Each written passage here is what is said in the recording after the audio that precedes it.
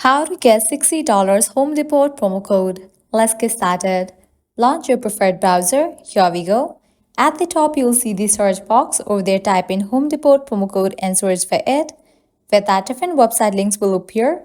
Using any of these websites, you can easily get working promo code for Home Depot. So go ahead and open any of these. For instance, I'm going to open this one, Groupon.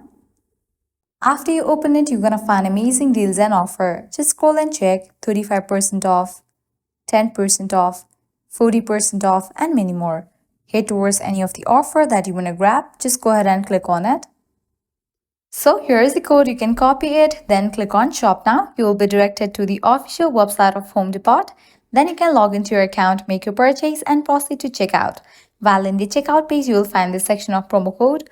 Over there, paste the code and confirm your order. With that, you'll get the discount.